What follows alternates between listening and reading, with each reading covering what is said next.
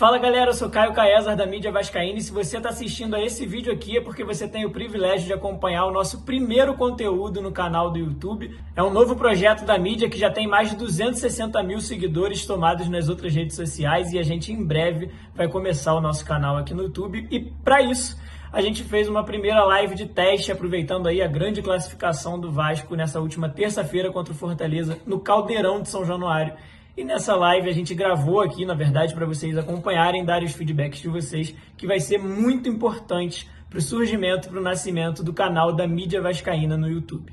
Então eu conto muito com vocês. Nessa live a gente falou não só sobre a classificação do Vasco, como também sobre a possível chegada desse aqui, ó, Felipe Coutinho. Inclusive fomos nós que demos essa notícia em primeira mão lá no dia 11 de maio e a gente conta bastidores dessa notícia durante essa live. E também falamos sobre a emoção que tomou conta de São Januário ontem, principalmente das crianças, com um vídeo emocionante que me fez chorar aí nessa última tarde, quase que durante uma hora inteira. Então eu peço que vocês acompanhem essa live, que eu relembro aqui. A gente deixou gravado nessa primeira vez para poder receber o feedback de vocês, tanto eu quanto o Rafa, que tem me ajudado bastante nisso. E como eu já estou aprendendo aqui, não esquece de curtir esse vídeo, deixa o seu like aí, se inscreve no canal, porque isso é muito importante para a gente começar esse novo projeto.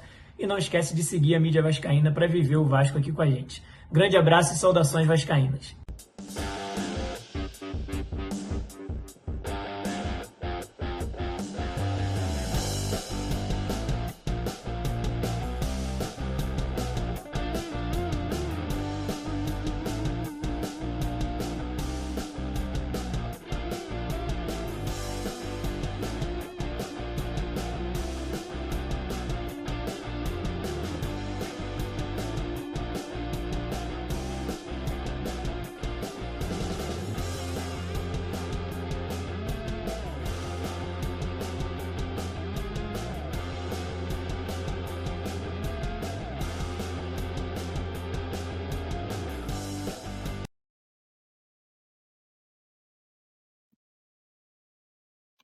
Muito boa tarde para você que acompanha aqui a mídia vascaína. Boa tarde para você depois desse dia que incrível que está sendo para o torcedor vascaíno depois da grande vitória nos pênaltis contra o Fortaleza e a classificação para as oitavas de final da Copa do Brasil.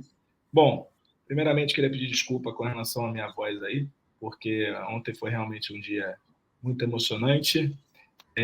Pude estar em São Januário, foi algo realmente fora do comum. E eu queria muito falar sobre esse jogo aqui com o Caio, já querendo que ele desse os primeiros destaques dessa quarta-feira, pós-rodada, em que o Vasco conseguiu se sair classificado para as oitavas de final da Copa do Brasil. Graças a Deus. Que jogo emocionante, hein, Caio? Pelo amor de Deus. Não precisava ser tão dramático, mas assim, para quem não é vascaíno, quem queria só acompanhar um bom futebol, foi um jogo incrível, né? Boa tarde. Com certeza, Rafa. Graças a Deus a gente está entrando aqui hoje feliz da vida, né? Eu não pude ter o privilégio de estar em São Januário ontem, porque eu estou em Brasília, mas estou sem voz do mesmo jeito, porque eu fiz as ordens da casa aqui na varanda, gritei bastante. Aqui em Brasília é tudo plano, né? Minha voz fez eco, eu ouvi minha voz umas 10 vezes depois que eu gritei. Mas a noite ontem foi inesquecível. Como eu falei, quem estava lá em São Januário é um privilégio incrível. Já estive lá milhões de vezes na minha vida, sempre quero estar lá. E com certeza foi a maior força do Vasco ontem, a arquibancada. Tem dias que a torcida do Vasco pega no colo e diz que vai ser na marra, né? E foi desse jeito ontem. E não deu para Fortaleza, como a gente já imaginava, dentro de São Januário, quem manda é o Vascão, né? Em muitos momentos do jogo, cara, eu tava meio assim, cara, quem tem que mandar essa porra é a gente. Cara, porque achei que o Vasco teve um momento ali no segundo tempo, estava um pouco passivo, mas aí depois eu acho que colocaram o coração um pouco na ponta da chuteira. Acho que a gente lutou por cada dividida, né, em algum momento ali do segundo tempo. E acho que a gente tem que parabenizar também. Eu acho que da mesma maneira que a gente critica, a gente precisa parabenizar, porque o time foi muito guerreiro mesmo. Independente da arbitragem do nosso querido Wilton, que foi um desastre, uma coisa assim inacreditável, eu não consigo nem mensurar a vontade que ele queria em marcar as coisas para o time do Fortaleza. Foi um absurdo o que aconteceu e eu espero que o Vasco se movimente nessa questão, porque está muito claro. Eu não quero acreditar em nada de teoria da conspiração, porém tá complicado. A vontade dele, o pênalti que ele marcou e depois o VAR consertou, com todo respeito, foi constrangedor. Foi algo constrangedor que aconteceu ali. Porque, assim, não foi nem algo interpretativo, nem perto. O engraçado é que ele marca com convicção um pênalti que a bola nem bateu na mão, e o pênalti, que foi pênalti mesmo, ele não ia dar. Mas é uma vontade incrível. Assim, se você perceber, no último pênalti, quando o Léo Jardim pega, ele fica sedento para marcar que o Léo Jardim teria se adiantado. Ele não deixa o Léo Jardim comemorar no primeiro momento, aí acho que alguém já fala para ele no ponto dele que não tem o que fazer, né? Ele faz uma cara de triste, assim, que é comovente. Ele saiu mais triste de São Januário do que o Vojvoda. No segundo gol do Fortaleza, que foi aquele gol complexo ali pro VAR e tal, que analisaram mal, fomos prejudicados novamente, eu fiquei observando a vontade dele o tempo inteiro de falar que foi gol, que foi gol, que foi gol. Eu nunca vi uma checagem do VAR para impedimento tão rápida quanto ele queria que fosse. Cara, foi algo assim ridículo, constrangedor. Por mais que a gente falasse assim, cara, vai ser complicado com esse cara, mas ele conseguiu se surpreender. Foi algo assim inacreditável. Não, e o que mais me irrita nele é que acaba passando batido para quem não assiste o jogo completo, só vê os melhores momentos ou os lances polêmicos, é a quantidade de falta no meio de campo que ele não dá, ele ignora para o Vasco. O Verratti apanha toda a bola que vem de tiro de meta, ele não dá. E para o Fortaleza ele dava tudo. Teve um lance, logo depois do gol do Fortaleza, que o Payet toma uma mãozada na cara, ele não dá a falta. A sorte é que o Vasco recupera a bola e o Adson finaliza para fora. Mas foi uma falta claríssima. E ele fica mandando levantar como se não fosse nada. Teve assim, a velocidade dele para marcar contra o Vasco e a dificuldade que ele tem de marcar lances a favor do Vasco, mesmo que sejam claros. Teve uma no Adson que foi assim absurda. Foi uma falta que o jogador do Fortaleza veio com o cotovelo na cara do... Teve até uma questão lá do Gandula e tal. Cara, um absurdo a questão de como ele realmente vai minando o jogo, e aí o jogo ficou parado, e aí teve um lance que o Vasco estava querendo fazer o quarto gol nos instantes finais, não sei qual foi o jogador, acho que foi o Piton, quis bater rápido e ele não deixou. Parecia que ele estava querendo que o time do Fortaleza voltasse. Tanto que as pessoas falaram, meu Deus, não pode bater rápido, tem que esperar o time do Fortaleza se recompor. Gente, foi, sério, uma tragédia a arbitragem. Ele é inacreditável. Mas assim, cara... assim que o Vasco fez o 3-2, não sei se é porque você estava lá do lado da social, não sei se você conseguiu ver. Assim que o Vasco fez o 3-2, ele já foi no banco do Vasco falar que ele ia dar acréscimo. Tipo, não tinha cera nenhuma ainda, foi uma bola que o Gandula demorou para pegar, ele foi lá, mostrou o relógio, falou que ia dar tempo, que não sei o que. Acabou que, como estava 3-3, ele deu só 6. Eu não tenho dúvidas que se o Vasco estivesse ganhando, ele dava uns 10. Cara, eu não poderia, assim, sendo um apaixonado por esse time, começar essa nossa conversa aqui nesse nosso podcast com isso aqui, cara. Eu preciso começar com isso aqui, aí depois a gente fala do resto. Depois a gente fala do resto, tá? Então, por favor... Dois ordens. Queria mostrar isso daqui, porque isso daqui é algo absurdo. Isso daqui é algo que faz o vascaíno continuar sendo vascaíno.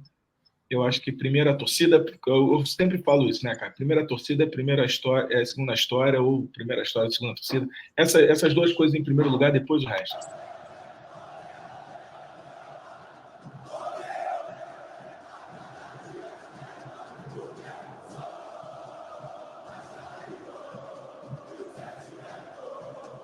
Você em casa não tem noção, mas tá balançando o São Januário.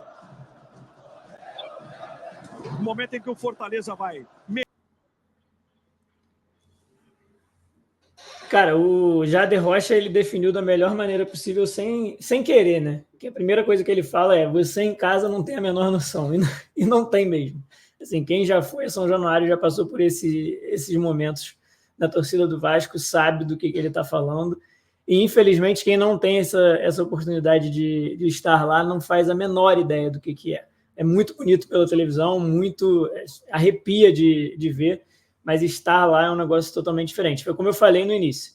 Tem dias que a torcida do Vasco pega o time no colo e fala que vai passar e que vai ganhar, e ganha. Não tem jeito. Quando é para ser, acontece. A torcida do Vasco dá o jeito dela, empurra o time, classifica o time, vira jogo, como fez ontem. E assim foi. A gente viu um Fortaleza muito mais organizado, naturalmente, pelo trabalho de mais tempo do Vojvoda. Um time que tinha mais padrão tático, mais jogadas, mais oportunidades. Mas o Vasco foi muito no coração ontem e também na capacidade do atacante que a gente tem e na genialidade do Payet, que mesmo quando não está num dia bom, resolve o jogo com passe, com lançamento, enfim, é muito craque de bola e a gente vai falar aí um pouquinho dele, né? Eu queria até que você fizesse uma análise um pouco mais profunda do jogo, cara. Depois eu faço uma aqui, para a gente começar falando um pouco dessa partida. Acho que a gente já começou falando sobre a atmosfera, a gente fala sobre a questão da arbitragem, que assim, eu particularmente, tem gente que gosta de ficar falando muito, eu só desabafei aqui e segue o baile, porque senão a gente para com isso aqui, cara. Senão a gente não vamos mais fazer nada, assim... Vamos falar. Foi um absurdo a arbitragem, e ponto final, acabou, todo mundo sabe que foi, já chega, cara. Você acha que assim, não dá nem pra gente ficar falando, porque parece que quando o Vasco ganha, aí a gente não reclama, mas a gente tem que reclamar, inclusive, quando ganha. Mas tá tudo certo, o Vascaíno vai ser chamado de chorão, o Vascaíno vai ser chamado contra tudo, contra todos, estou nem aí, irmão. Aqui a gente vai falar que o Vasco é realmente contra tudo, contra todos, porque só a gente sabe o que acontece com o Vasco e o quanto que a gente ama esse clube. Então, fala um pouco sobre o jogo, sobre as suas percepções, sobre a forma como o Vasco entrou em campo, sobre quem foi o destaque, quem deixou a desejar. Teve muita questão do Maicon aí, que eu acho que a torcida já começou vaiando ele muito cedo, não concordo com isso, mas eu queria ouvir um pouco a sua opinião, Caio. Então, só comentando rapidamente também sobre a arbitragem, só para a gente fechar esse assunto, nesse caso a gente reclamou previamente também, né? Eu cheguei a postar um vídeo lá no Instagram da mídia sobre o Wilton Pereira, sobre todas as polêmicas dele contra o Vasco e o fato da CBF ter escolhido ele para ser árbitro desse jogo. Então já era um ponto de preocupação e se confirmou durante o jogo devido às diversas ações dele dentro de campo que são suspeitíssimas, assim, de má vontade, né? Não quero acusar ninguém sem provas, mas é muito preocupante ver o gesto corporal deles nos lances que são a favor ou contra o Vasco. Parece um outro árbitro. Mas, enfim, superado isso, já que o Vasco conseguiu superar o Fortaleza e a arbitragem e conseguiu se classificar, tem alguns Queria pontos... até parabenizar, só te interrompendo rapidamente, cara. Queria parabenizar nosso querido amigo da Lessa, que fez um vídeo sensacional de pré-jogo, cara. Eu realmente sou um fã dele. Que aparece o torcedor do Vasco querendo o milagre lá da vitória. Aí a torcida, porrada na crise, porrada no árbitro. E a gente não desiste. As pessoas, eu falo, Caio, vou repetir, as pessoas acham que vão acabar com o Vasco. As pessoas ficam falando, o Vasco vai acabar. Meu irmão, as pessoas falam, o Vasco é chorão. Quanto mais falarem isso, mais a gente vai ficar maluco, fanático. Esquece. O resultado está aí. Entendeu? Eu só não vou pedir falta de título porque é sacanagem. Mas, assim, se o Vasco ficar mais 10 títulos, a gente vai ficar ainda mais fanático. A gente ama isso daqui, cara. Esquece. A torcida do Vasco cresceu nos últimos anos. E esquece isso. Teve a questão de abrir uma diferença lá do Palmeiras e São Paulo, que a gente era um pouco mais próximo, mas de acordo com as pessoas, que eu também não acredito muito. Eu acredito muito mais do que eu vejo. A gente tem tido um crescimento muito grande. E o fanatismo do vascaíno tá absurdo. Absurdo. No final da live aqui a gente vai até botar algumas cenas também que demonstram isso, né, cara? Então, prossiga. Desculpa o breve corte que eu dei em você na sua análise, mas era para falar isso, porque a gente realmente lutou contra um excelente time, que é o time do Fortaleza, um excelente time, não ganhamos de qualquer um. Eu digo que o Vasco, em virtude das últimas temporadas horríveis, a gente ficou no pote 2, a gente jogou uma oitava de final numa etapa anterior, entendeu?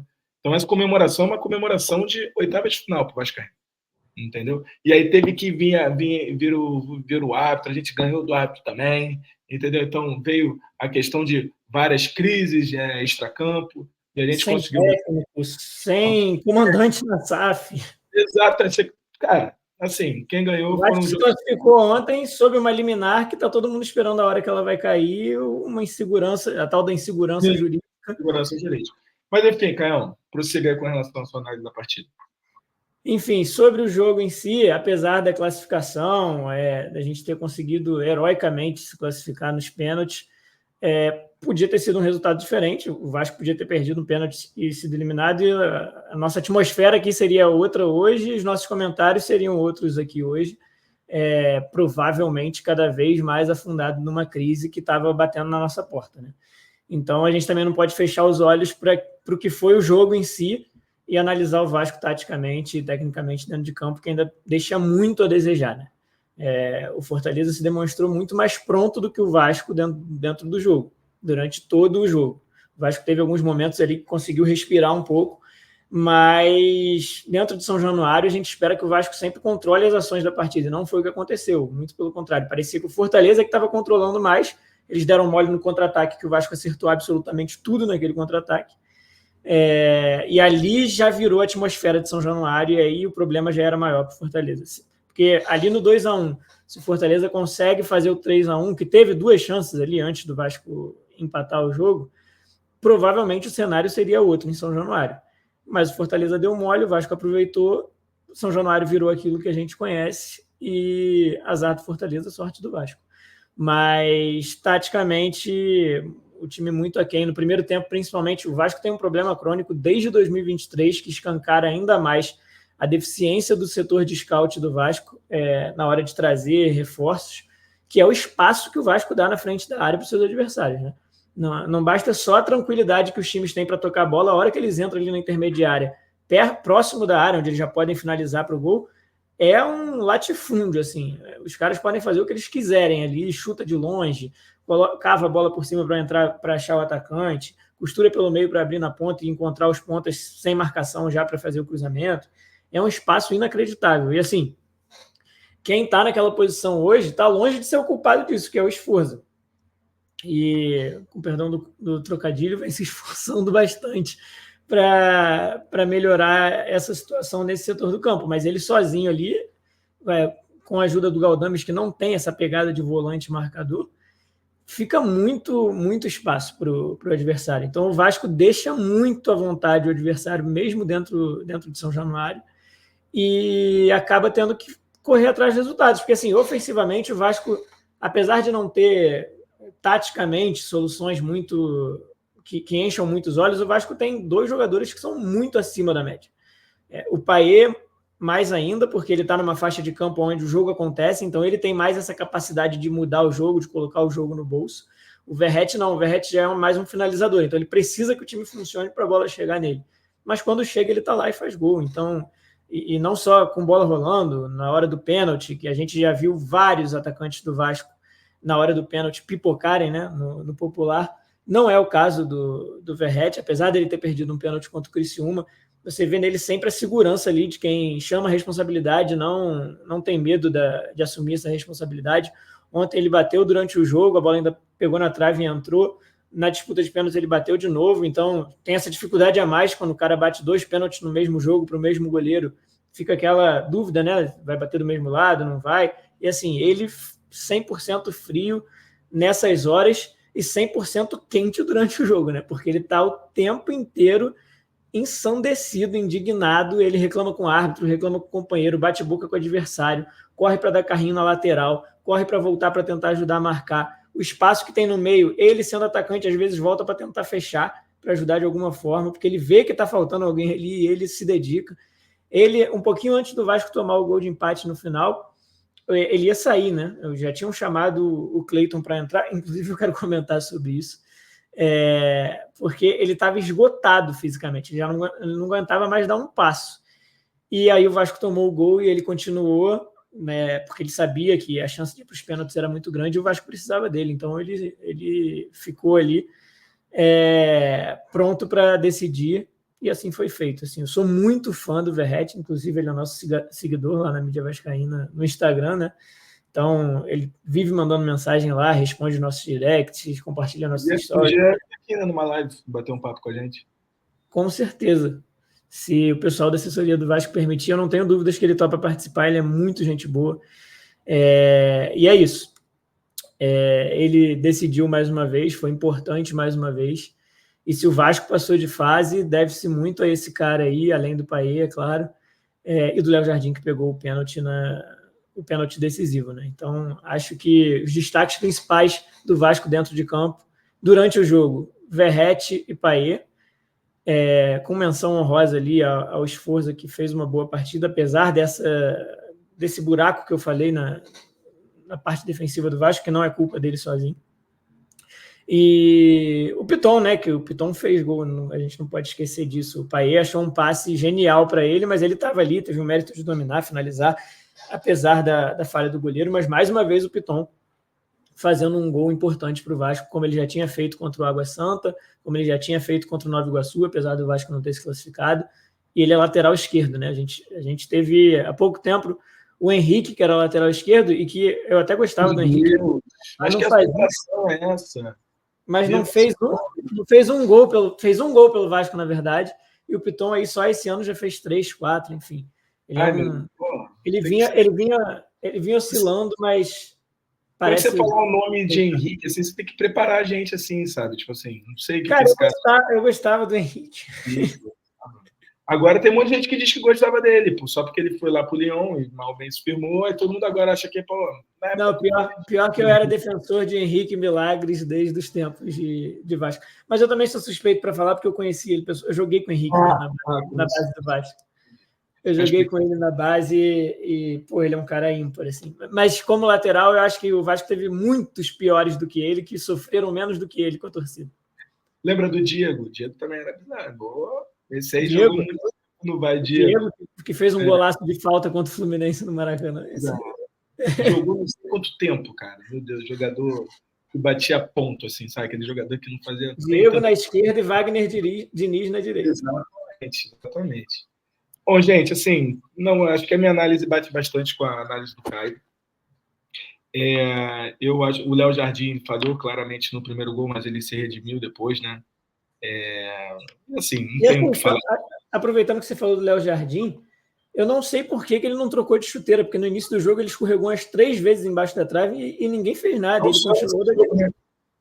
Ele, em vários jogos, ele acaba escorregando. Acho que ele podia dar uma observada nisso. Acho que seria bem importante ele começar a observar isso. Aconteceu isso no jogo de ida, só que aí a gente estava culpando o gramado lá do Castelão. Então, se alguma coisa aconteceu também, a gente poderia... vale o toque para ele, não sei se ele tem uma chuteira que ele goste, que está maciada, mas está toda hora escorregando. Mas, enfim, o Léo Jardim, cara, é um goleiraço, acho que a gente não tem nem o que falar. Falhou no primeiro gol, mas também não foi aquela falha. Para mim foi a falha, obviamente, mas eu acho que também deixar o Marinho ali tão tranquilo para finalizar, logo no início do jogo, sabe? Assim, foram 2 gols que foram falhas. Eu acho que o primeiro muito mais do que o último, só que tem justificativa para ambos, né? O chute do Marinho é muito improvável ali, porque o Léo, teoricamente, está fechando o chute. O Marinho é canhoto, né, cara? Você não ia esperar que o Marinho pegasse. E a bola passa por baixo, não é nem no meio das pernas, passa por baixo do pé do Léo. Ele precisa de um tempo de reação muito rápido e ele falhou ali naquela hora. Sim. Mas, dito isso, a última defesa dele no jogo é um negócio maravilhoso, perfeito, bem lembrado, cara, muito bem lembrado. E eu acho que, cara, o João Vitor na lateral direita jogou muita bola, e ele jogou muita bola para mim sendo improvisado, tá? Assim, eu acho que o João Vitor tá pedindo passagem, esquece, não tem como esse cara ser banco do Vasco, esquece. Eu já tinha falado do Puma, eu acho que o Puma também, eu acho que a chegada do Álvaro Pacheco vai ser muito importante por conta de zerar esse histórico, entendeu? Vamos zerar esse histórico, gente. Tipo assim, o Puma ele é tecnicamente bom jogador. É uma coisa que a gente sempre nunca conseguiu entender, como é que um uruguaio ele tinha alguns lapsos de memória e ele dava pane, mas ele tecnicamente é muito melhor que o Paulo Henrique, gente. Então, assim, eu acho que talvez a gente consiga... E vale experimentar, né? Porque o Puma nunca jogou com o João Vitor de zagueiro direito ali, né? Então, às vezes, eles conseguem se completar. O João consegue cobrir ele de uma forma melhor. O João tem mais vitalidade do que todos os zagueiros que jogaram com o Puma até hoje, né? O Puma veio jogando aí com Capasso, com Maicon, Medel, enfim... Tirando a parte técnica, assim, falando vigor físico mesmo. O João Vitor sobressai muito mais do que esses 3. Perfeito. E aí eu acho que o Vasco ele começou, obviamente, desatento, todo mundo viu que aí a gente conseguiu. Eu acho que o 1-1 foi extremamente importante. Eu acho que, assim, se não acontece aquele pênalti, São Januário podia virar ali, isso é um fato. Então, Mais assim, uma bola do Payet, inclusive. O Vasco teve uma sorte ali também, um fator sorte, que a gente que é tão azarado, pelo menos uma vez a gente teve um fator sorte ali que, cara, e aquilo dali botou a gente no jogo, sem sombra de dúvidas. Tá? Fator sorte e fator mental do Marinho também, porque é inacreditável ele meter a mão naquela bola. Né? Mas será que ele não percebeu? Será que ele quis dar de peito e aí não percebeu que a bola ia passar no peito? Acho que foi reflexo, acho que ele foi dar o peito, eu não sei nem se chegou a encostar no peito dele. A câmera é inacreditável. Em Copa do Brasil. Se tivesse encostado no peito, o juiz não poderia marcar o pênalti, né? Não, o PC Oliveira, do qual eu não sou fã, inclusive, no Sport TV, ele falou que existe interpretação para esse toque anterior. Se a bola toca no peito, mas o braço está ampliando o espaço nitidamente para não deixar a bola fugir, mesmo assim é marcado o pênalti, entendeu? Aí complica, tá vendo? Aí a gente tenta ir para uma linha de raciocínio, daqui a pouco não tem mais, aí complica. O que não é se a bola bate na coxa, por exemplo, e sobe aqui para o braço e o braço está em posição natural. Mas como ele abriu e o Piton estava atrás dele, se a bola não bate no braço dele, sobrava para o Piton, entendeu? E eu acho que foi reflexo, eu acho que ele foi dominar no peito.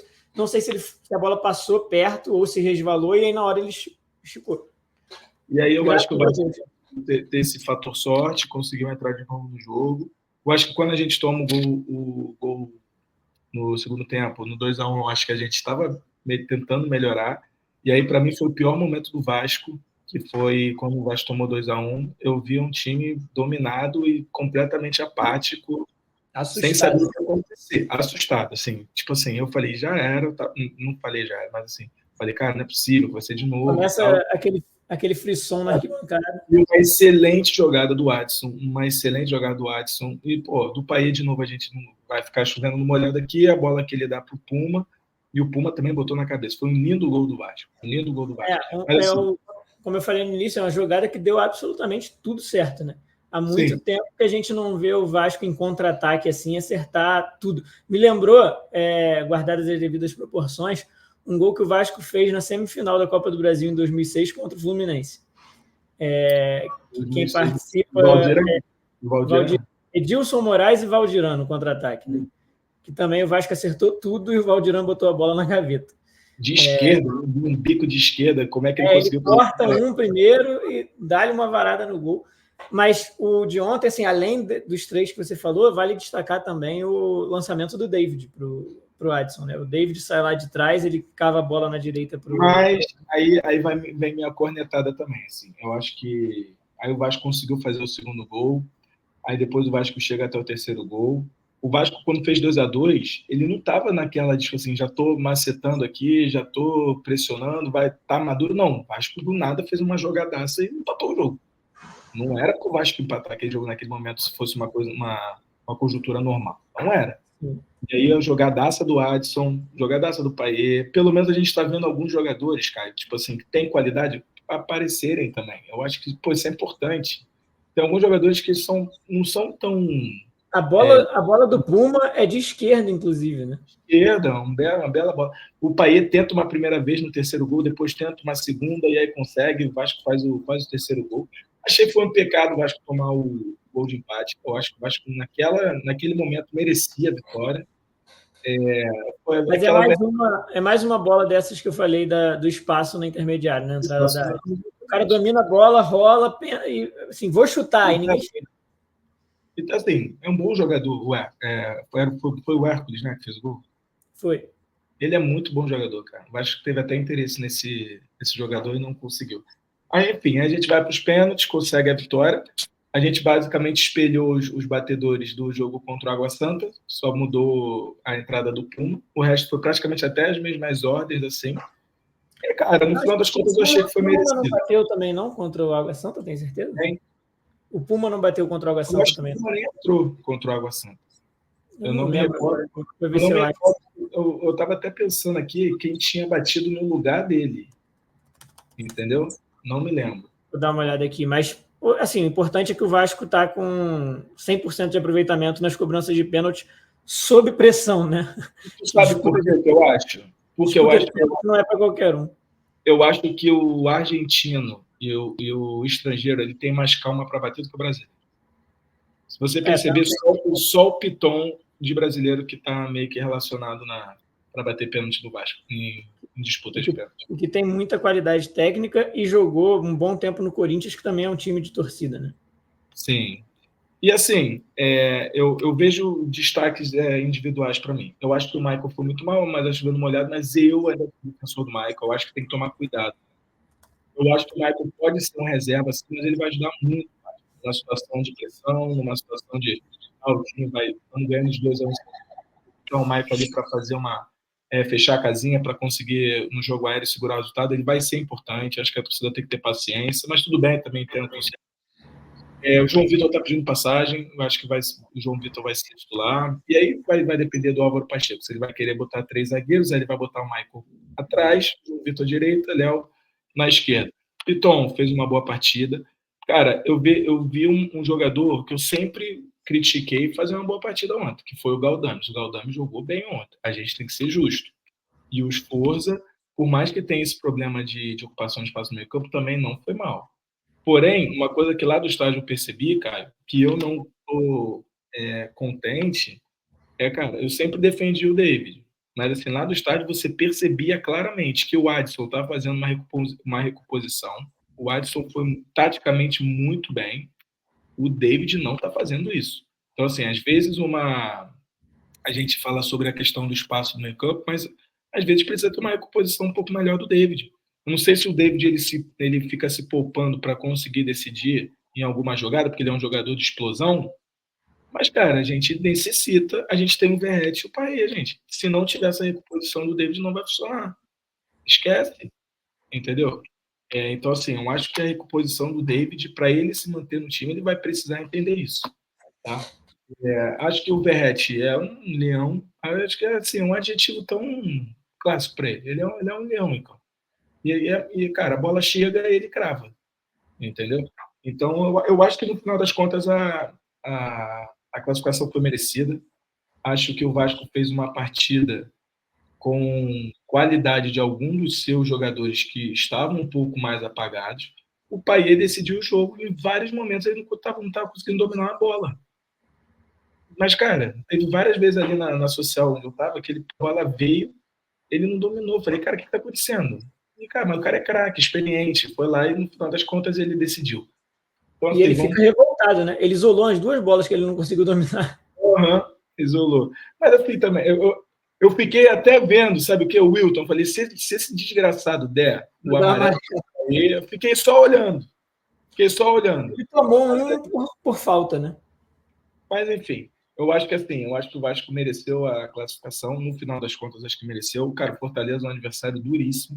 Eu acho que isso dá uma casca para a gente seguir na Copa do Brasil. Tá? Eu acho que é muito importante essa classificação por conta da gente crescer durante a competição. Tem a chegada do Álvaro Pacheco, tem praticamente 2 semanas aí para o cara preparar o time para o jogo contra o rival. E, assim, eu estou extremamente feliz. Eu acho que poderia ser mais tranquilo, mas, cara, se você parar para pensar na junção de como foi a arbitragem, de como as coisas deram certo também para o Fortaleza. Pô, o Hércules aos 43 acertar aquele chute, no cantinho também é uma coisa para dar certo. Entendeu? Sim. E o Vasco foi resiliente. Eu vi um vídeo do Léo Jardim na saída de jogo falando, cara, o nosso mental foi fundamental. E, cara, o Vasco teve esse mental. Então, assim, a gente precisa parabenizar os jogadores. E quando a torcida, e falando um pouco da torcida, quando a torcida entrou no jogo, teve um momento ali do segundo tempo que a torcida estava nervosa, faz parte, ué. A gente é ser humano. Quando a torcida entrou, amigo, foi absurdo. E a gente fez a diferença, a gente sabe disso. E basta um lance, né? O lance que botou a torcida no jogo de novo foi o contra-ataque. Acertou. Exato. O Vasco precisou acertar um lance para ganhar o jogo. Sim. Ô, Caio, eu queria que você falasse desse jogador aqui, ó. Você até me mandou. O que você achou da atuação desse rapaz?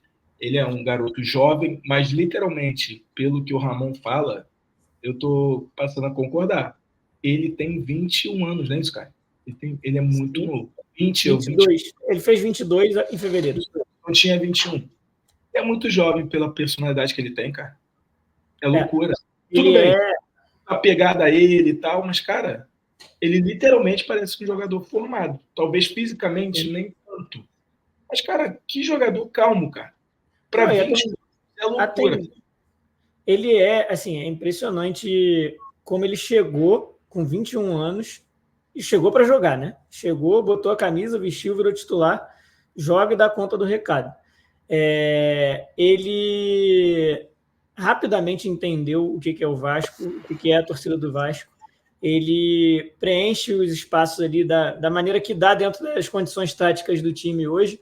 E assim, é uma margem de crescimento muito grande, porque ele é muito jovem, ele ainda está pegando a experiência, ainda está começando a se adaptar ao futebol brasileiro. Você vê claramente que ainda falta para ele descobrir ali os atalhos do campo, né, que os jogadores mais experientes já têm, por exemplo, o Medel, o Fernandinho no Atlético Paranaense, que joga na mesma posição dele, joga de primeiro volante, de segundo também. Enfim, a hora que ele conseguir aprender esses atalhos dentro de campo, ele tem tudo para crescer ainda mais e conseguir preencher mais espaços, conseguir ajustar um pouco mais essa marcação. Talvez ele conseguindo ganhar esse ritmo, essa experiência, ele pare de ficar toda hora dando carrinho no chão, tentando... Porque o carrinho nada mais é do que ele tentar compensar algum atraso. Porque se ele precisa dar carrinho é porque passou.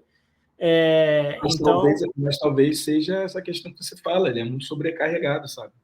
Sim. Não, mas além disso, desde o... Ele jogava no... Eu esqueci agora o time que ele jogava. News Old Boys. Desde o News, ele já tinha essa característica. Quando ele pintou no Vasco, eu fui estudar um pouquinho sobre ele, vi alguns vídeos, e tinham várias análises falando sobre o carrinho, né? Sobre como ele usava. E ele usa bem, tá? Não é só uma crítica por crítica, não. Né? Ele geralmente acerta. Geralmente ele consegue recuperar a bola ou, no mínimo, atrapalhar. Mas ele aprendendo esses atalhos do campo, provavelmente ele vai dosar mais isso, vai conseguir roubar a bola mais em pé e sair jogando, que ele tem qualidade para isso. Eu acho que o principal do Sforza, apesar dele ser primeiro volante, é a qualidade dele com a bola no pé. Ele sabe sair jogando, ele sai de cabeça erguida, ele procura uma solução, nem sempre é mais simples, porque geralmente o volante é passador de bola para o lado, né? E você vê que não, ele pega a bola, ergue a cabeça e procura a melhor solução, não é se livrar da bola, como um monte de volante faz. Ele tenta organizar o time de alguma maneira, então eu acho que ele melhora muito. Melhora muito. E ele precisa muito de um companheiro para ajudar nisso. Você falou do Galdames. Eu não acho que o Galdames fez uma boa partida ontem, não. E eu até gosto dele, tecnicamente. Mas... E também não é culpa dele. Eu acho que é culpa do esquema também. O Galdames, para mim, ele jogaria um pouquinho mais adiantado. E não um pouquinho mais recuado, como ele joga. Só que aí... Então, eu acho que não vai ter que tirar alguém. Eu acho que ele é banco do Vasco. Ele é um bom banco. Quem seria o companheiro do Sforza? Num 4-2-3? O Vasco não tem, entendeu? O Vasco não tem. Talvez fosse o Hugo Moura, mas como eu falei, não era o dia para o Hugo Moura ser relacionado ontem. Eu não tenho dúvidas disso. Você não acha que isso foi com relação à questão lá do pagamento do Vasco? Se ele fosse relacionado mais um jogo, o Vasco teria... Não, eu acho que essas metas contratuais do Hugo Moura são protocolares. O Vasco vai comprar o Hugo Moura. Até o final do ano não tem como ele não bater essa meta de 5 jogos. É igual a meta do Verratti, que era fazer um gol. Mas eu acho muito esquisito. O Hugo Moura nem banco. Não faz sentido, cara. Cara, para mim faz sentido, não tecnicamente, eu acho que tecnicamente ele tem condição de estar relacionado e até de jogar...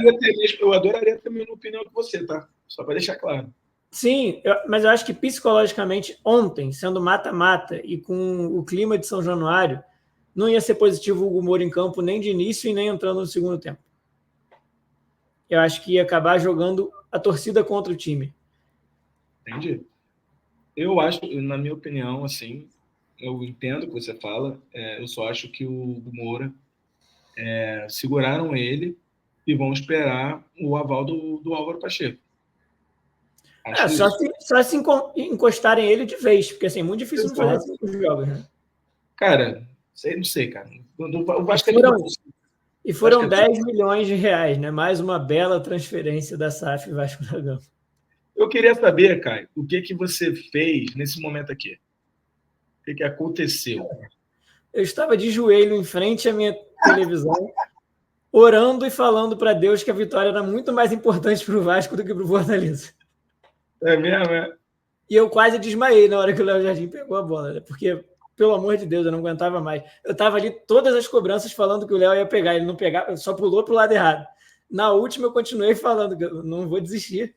Eu estava sentindo que a vitória era do Vasco ontem, então não desacreditei em nenhum momento. Na hora que ele pegou, eu quase fui dessa para uma melhor, para te falar bem a verdade. Eu, particularmente, não suporto ver jogo em casa. Eu estou muito acostumado a ver na arquibancada. E na arquibancada acaba que a tua adrenalina está lá no alto, mas você está no meio da galera, você está preocupado com um monte de coisa.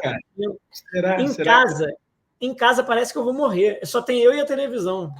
Mas será mesmo que dentro do estádio a adrenalina fica grande? Eu não sei. Bom, eu tenho aqui imagens minhas, já que o Caio não pôde se filmar, mas me filmaram, né? E, por sinal, eu estava ontem lá na Social do Vasco. Um amigo meu, ele tem a cativa, e eu vi o jogo inteiro ao lado do Paulo Salomão, sabia? O jogo inteiro. Estou sabendo. Inclusive, eu comentei no seu story lá, né? Olha o coração. Olha aqui, gente. Vou mostrar para todo mundo o que aconteceu. No momento da defesa do Léo Jardim, vê se vocês conseguem observar alguém que está aí.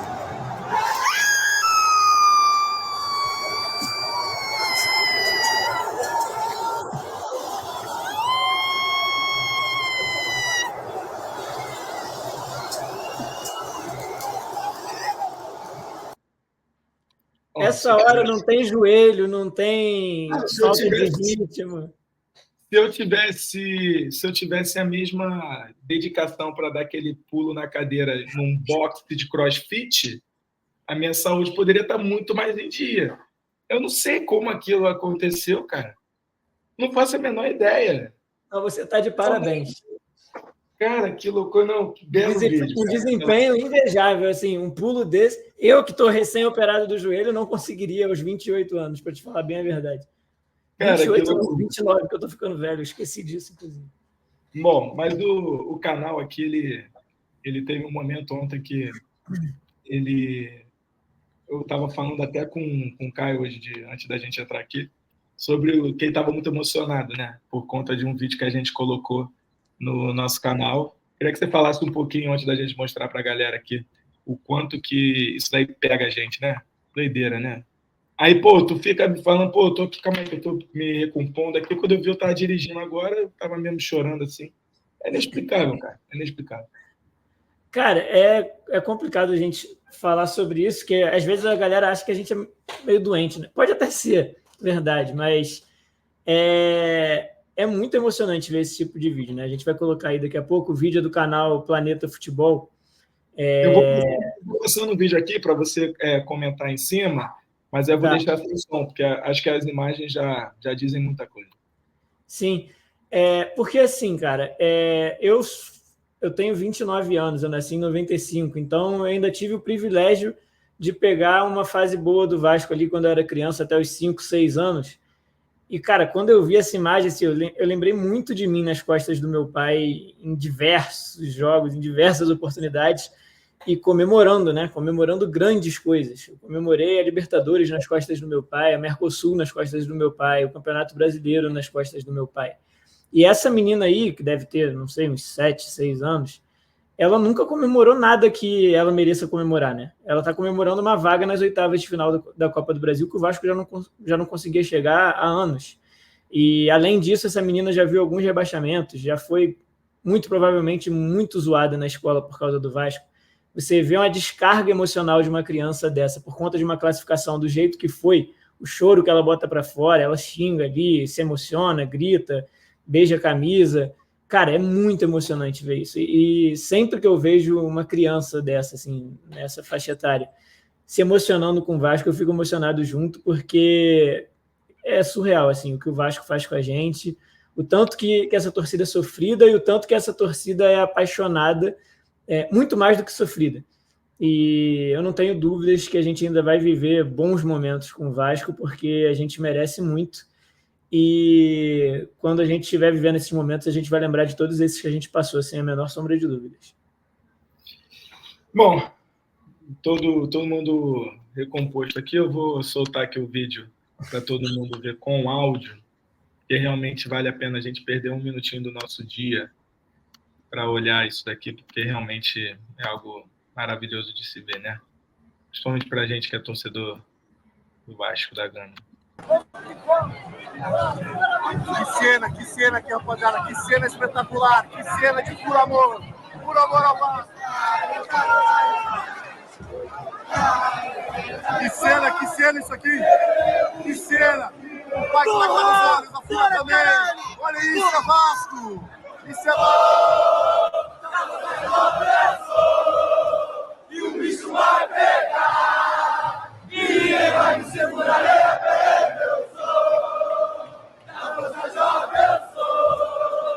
Que cena isso aqui, cara.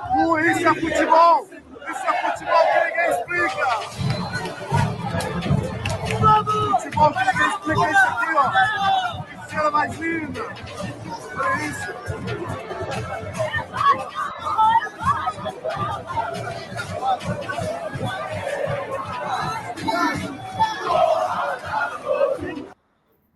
Esse porrada no urubu no final é sensacional.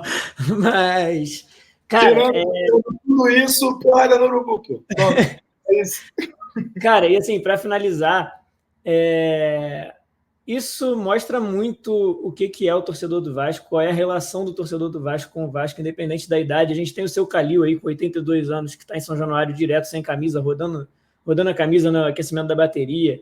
E eu não consigo entender por que as pessoas que gerem o Vasco não conseguem olhar para isso e se preocupar com isso. Parece que eles só se preocupam com planilha, com o lucro do jogador que pode ser vendido, com o déficit que pode ter no orçamento por causa de um ou de outro. E, cara, pelo amor de Deus, olha para essas crianças, olha para o seu Calil de 82 anos, olha para o Gui, que está sempre torcendo pelo Vasco, chorando pelo Vasco. Isso é até negócio. E, pelo amor de Deus, tenham como prioridade fazer essas pessoas felizes, porque elas merecem. E o Vasco bem, muito mais pessoas como o Gui, como essa menina no vídeo, que eu infelizmente ainda não sei o nome, como o seu Calil, eles vão se multiplicar cada vez mais, você vai ver mais histórias como essas. E, assim, o Vasco bem só é bom para quem tem um negócio relacionado ao Vasco. Então, essas pessoas que trabalham com o Vasco, elas precisam entender que até os ativos, né, que eles chamam, os contratados, eles só vão se valorizar se o Vasco estiver bem. Se o Vasco estiver mal, eles vão perder dinheiro. Contratou o Sforza. O Sforza é um menino de 22 anos. Tem potencial de revenda. Tem. Se ele estiver num time que é uma bosta, ele não vai evoluir, ele não vai melhorar, ele não vai se valorizar. Agora, se ele jogar do lado do Payet, jogar do Felipe Coutinho, chegar um volante bom para ajudar ele a se desenvolver, ele vai valorizar e todo mundo vai ficar feliz. A empresa que estiver investindo no Vasco vai ganhar dinheiro, o Vasco vai ter um time competitivo, e o Vasco tendo um time competitivo, deixa o resto na mão da torcida que a gente chega lá onde a gente merece, entendeu? Concordo plenamente. Bom, já falando sobre essa deixa que você mandou aí, para bom entendedor, meia palavrinha basta, né? Queria que você atualizasse a questão do nosso cria, porque ontem São Januário já... O Lele, o Lala, o Coutinho vem aí e o bicho vai pegar. Já tá na boca do povo, Cão. Eu tô aqui com a da estreia e aqui, ó. A dele é na seleção, coisa linda. Também tem um 11. Eu acho que se ele vier também, ele veste a 30, hein? Tem tudo para vestir a 30. Acho que seria lindo ele vestir a 30. Eu tenho minhas dúvidas se ele veste a 30 ou a 11, porque a 11 no Vasco também é pesada, né? Então, se ele pegar a 11, que ele gostava de usar a 11 na seleção, no Vasco também está muito bem entregue. Pode vestir a 1, tira a 1 do Léo Jardim e dá pro Coutinho, tô nem aí, pô. Fica à vontade. Felipe Coutinho chegando no Vasco. Atualiza pra gente essa situação. O Felipe Coutinho, se chegar... trouxe essa notícia em primeira mão, é sempre bom a gente lembrar isso daqui. A gente já tinha essa notícia há muito tempo, só que a gente segurou, e aí quando tivemos as notícias do Cruzeiro, a gente resolveu soltar, porque aí a gente já podia colocar para a galera, e aí muitas pessoas várias pessoas deram crédito, a gente até agradece aqui, Mas, assim, o furo foi dado pelo canal, pelo Mídia Vascaína, e eu queria que o nosso Caio atualizasse a situação do nosso cria. Antes de eu atualizar a situação e ainda comentar um pouco sobre isso, né, da gente ter dado a notícia em primeira mão, só completando aí o que a gente estava falando da camisa, o Felipe Coutinho, se ele vier para o Vasco, ele não só escolhe a camisa que ele quer jogar, como eu tenho certeza que ele não escolhe a camisa 10 porque já é do país. Ele é um cara de grupo, ele é um cara que agrega, ele é um cara que é pouquíssimo vaidoso, para não dizer que não é vaidoso em nada, porque eu acho que todo ser humano tem um pouco de vaidade, mas o Felipe Coutinho é um cara muito humilde, um cara muito dedicado e um cara muito apaixonado pelo Vasco. É porque ele fala pouco, né? Ele não é muito de jogar para a galera, de fazer média, de que eu vou voltar, eu quero ser campeão. Ele nunca falou publicamente, mas eu garanto aqui que as pessoas que conhecem ele pessoalmente falam que ele é apaixonado pelo Vasco, assim, muita coisa. Ano passado, se não me engano, vazou um vídeo dele no aniversário dele, ou numa festa na casa dele, cantando Ana Júlia, né, a música da torcida do Vasco, abraçado com os amigos na piscina da casa dele. E os relatos de quem o conhece pessoalmente, é mais próximo dele, é que ele é assim sempre. Se tocar Ana Júlia na casa dele, ele vai começar a gritar, a cantar as músicas do Vasco. Eu já vi relatos dele numa pelada querer proibir um cara de jogar com a camisa do Flamengo no time dele. Enfim, ele é muito Vasco. Dito isso, aproveitando que o Rafa reforçou, a notícia das conversas entre Felipe Coutinho e Vasco foi dada em primeira mão por nós aqui, e é o que eu falo. E não tenho vergonha de falar isso, e sei que muito jornalista não gosta dessa linha de raciocínio. Mas a minha prioridade na mídia vascaína não é a notícia, é o Vasco. Então, se eu tiver uma notícia, mesmo que eu apure, que eu tenha certeza que ela é verdade, eu só vou dar essa notícia a hora que eu achar que é interessante para o Vasco. Se não for interessante para o Vasco, eu vou guardar e não vou falar. Assim como tem outras que eu sei e eu não falo. Então, a hora que for importante, a hora que eu achar que vale a pena, eu falo. Mas, assim, o Felipe Coutinho... Então nem adianta me perguntar também, não. Sim. O Felipe Coutinho... o Felipe Coutinho e o Vasco já conversam há mais de um mês. Eu já sei disso desde então. E aí eu estou acompanhando o noticiário. E direto eu vejo pipocar, porque é normal, todo mundo sempre fala do Felipe Coutinho no Vasco quando surge a janela. Eu já fui jogador de futebol, não cheguei a me profissionalizar, eu passei a minha adolescência e juventude no futebol, inclusive fui atleta do Vasco também, tanto no futsal quanto no futebol. Eu tenho amigos em comum com o Felipe Coutinho, então eu perturbo essas pessoas diariamente há anos, principalmente próximo à janela de transferência, porque é o sonho de todo vascaíno ver o Felipe. Eu falo, o Felipe tem que voltar, não sei o quê. E eu sempre ouvi que ele tinha o sonho de voltar para o Vasco, mas que não era o momento. Só que nesse último ano, né, em 2024, eu comecei a ouvir algumas frases diferentes. Pode ser que sim, acho que está chegando o momento, não sei o quê. Ele ainda não falou, mas eu comecei a perceber que podia ter alguma coisa. E aí agora, no mês passado, eu tive essa certeza, porque aí me confirmaram. O Felipe e o Vasco já estão conversando.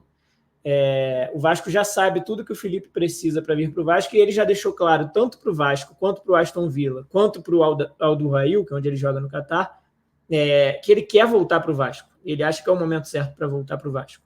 E aí começaram a surgir outras especulações, outros interesses, o Olympiacos da Grécia, o Besiktas da Turquia, que o Souza jogou, e assim, o Felipe, se ele voltar para o Vasco mesmo, e eu acho que está muito próximo de se concretizar, não é por falta de mercado na Europa como a grande mídia vai pintar. Vão falar que ele está em final de carreira aos 31 anos. 31 anos e vão falar que ele está em final de carreira, não tenho dúvida disso.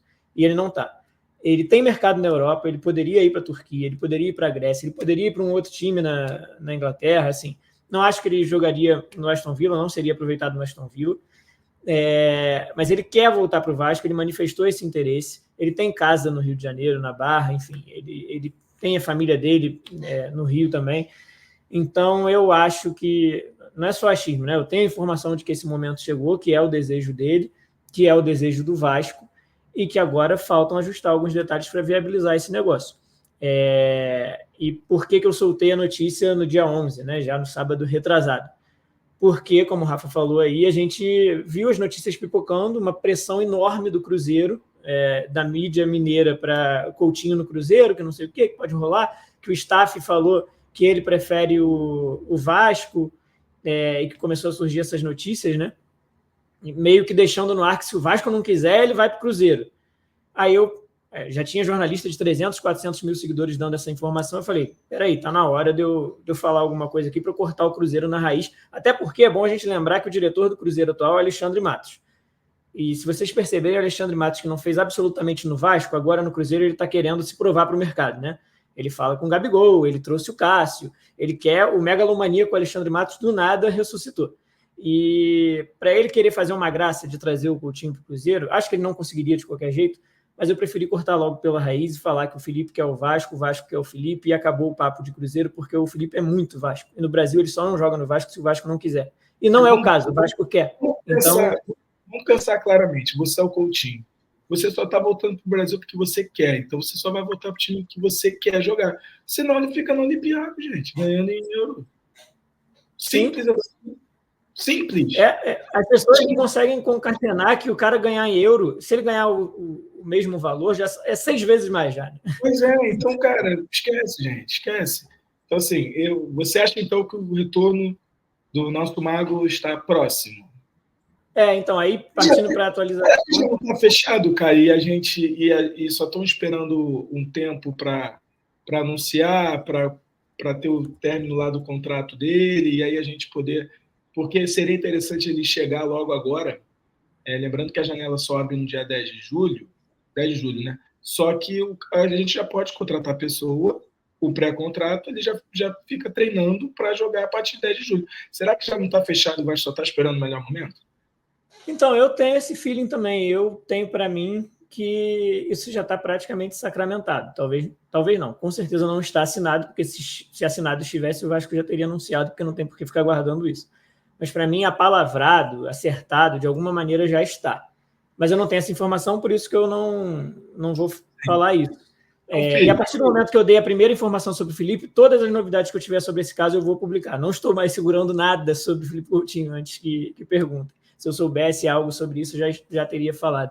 O que eu sei bate muito com a informação que o UOL deu hoje, o colunista lá, o jornalista, né, o Bruno Andrade, que o Felipe e o Aston Villa já conversam para uma possível rescisão amigável. O Aston Villa deve alguns valores ao Felipe Coutinho, o Felipe está disposto, acho que a abrir mão de parte disso, se for jogo, né, no negócio, para ele poder ser liberado. Ele já falou que o desejo dele é vir para o Vasco, ele já comunicou isso ao Aston Villa, independente das propostas que ele tenha da Europa ou do Brasil, apesar de que do Brasil ele nem abriu conversa com ninguém, porque ele deixou claro que se ele voltar para o Brasil é para o Vasco. Então todo mundo já sabe do interesse do Vasco, do interesse do Felipe, todo mundo sabe que os dois querem se reencontrar em breve. E assim, a informação é que o Felipe chega no Rio de Janeiro no dia 4 de junho, ele já viria para o Rio de qualquer forma, independente de acertar com o Vasco ou não, então não significa que o fato dele chegar no Rio dia 4 é porque ele acertou, é porque ele tem casa no Rio, ele tem casa na Barra, a família dele é daqui, todas as férias ele vem para o Brasil, então ele vai chegar no dia 4. Se ele vai chegar certo com o Vasco ou não, eu acho que a gente vai descobrir isso nos próximos dias. A minha expectativa e o meu feeling atual é que nos próximos dias a gente vai saber que sim, no dia 4 ele vai chegar certo com o Vasco, se Deus quiser. E se isso for concretizado, eu tenho medo do que vai virar o Galeão no dia 4 de junho para receber Felipe Coutinho de volta ao Clube de Regatas Vasco da Gama, ao qual ele torce, ao qual ele é apaixonado, que ele foi criado, revelado e saiu do Vasco para ser destaque mundial. Não foi para ser coadjuvante, como muita gente tenta pintar, não, só porque ele saiu do Vasco. Porque se ele saísse de outro time, ele era protagonista master. E não, o Felipe saiu do Vasco para a Inter de Milão, rodou na Europa, foi camisa 10 do Liverpool, ídolo da torcida do Liverpool, um dos maiores times da Inglaterra e da Premier League, que é o campeonato mais disputado e de maior nível no mundo. O Felipe foi um dos destaques do campeonato desse nível e tentam diminuir ele porque ele não é do time preferido da mídia. Enfim, a maior compra da história do Barcelona, que é um dos maiores times do mundo, Barcelona, de Ronaldinho Gaúcho, Maradona, Romário, Messi. A maior compra da história desse time é o Felipe Coutinho, criado no Vasco, revelado no Vasco, apaixonado pelo Vasco e que começa a voltar para o Vasco. Muitas das vezes, ao invés de falar o que você está falando, que foi a maior compra, dita como o maior fracasso. Só porque ele não foi Não acho que ele tenha sido ido mal no Barcelona. Eu acho que As pessoas abstêm que ele foi lá e teve que substituir o Messi. Pois é. Não é qualquer um que substitui o Messi ou joga do lado do Messi tendo que se equiparar a ele. É isso, Caio. Cara, eu queria te agradecer. Acho que foi ótimo. Acho que a gente pôde ter uma quarta-feira mais tranquila, mais leve, podendo agora, graças a Deus, ir para a preparação para o jogo do Flamengo, dia 2 de junho. Manda o seu abraço e aí a gente se encontra da próxima vez. É isso, Rafa. Te agradecer aí por mais uma live, agradecer ao Vasco por ter nos dado paz, né, nessa noite de terça-feira. Quando o Vasco ganha, fica tudo mais bonito, né? O dia fica mais bonito, o sol brilha mais forte, o ar é melhor, tem mais oxigênio, enfim, fica tudo mais bonito, tudo mais feliz. Então, eu espero que seja a virada de chave, não só o jogo de ontem, como a vinda do Felipe, enfim, que a gente possa dar uma virada definitiva na chave do Vasco e que a gente possa começar uma nova era e um novo caminho vitorioso para que aquelas crianças como essa do vídeo que a gente mostrou possam comemorar, chorar muito mesmo, mas de alegria e de grandes conquistas, como o tamanho do Vasco exige, não só pede, né? Então, é isso. E que a gente possa ser mais feliz ainda no dia 2 de junho contra o Flamengo e sacudir eles dentro do Maracanã. Show. Bom, galera, se você quer, para quem está chegando aí pela primeira vez, e para quem já segue a gente nas redes sociais do Instagram, do Twitter, não esquece de deixar o seu curtir, não esquece de se inscrever no canal, acionar o sininho das notificações, porque aqui é o canal que a gente vai trazer o Vasco de verdade, e aqui a gente vai falar da forma como o Vasco merece, diferente de outros lugares que vocês sabem que tratam o Vasco de uma maneira de querer um pouco diminuir o tamanho do Vasco, e aqui a gente não vai permitir que isso aconteça. É o caso que a gente está falando aqui do Felipe Coutinho. Beleza, gente? Queria dar um grande abraço para minha esposa, que estava lá comigo ontem me aturando, não queria ver os pênaltis, mas aí eu falei, senta aí, pelo amor de Deus, vai dar tudo certo, não tem nenhum pênalti, mas no final, a única coisa que ela fez foi me levantar quando o Léo Jardim pegou o pênalti, eu caí no chão, ela teve essa sensibilidade de me levantar e foi demais. Você caiu no chão depois de subir no alambrado, é diferente. Pois é, eu nem sei, na verdade, o que aconteceu, cara. Depois que você também falou que já estava de joelho também, estava de joelho aí, tipo, castigo no meio da mamãe, aí eu também estava lá pulando o box ali do CrossFit lá de São Januário, pô, tá tudo certo. Valeu, gente, até a próxima, a gente se encontra em breve, qualquer coisa acompanha a gente lá no Instagram, pode mandar direct, sugestões, esse é o início de projeto que a gente quer fazer acontecer, a gente conta muito com a participação de todos vocês. Forte abraço. Valeu. É isso. Sigam a mídia vascaína e vivam o Vasco com a gente. Valeu.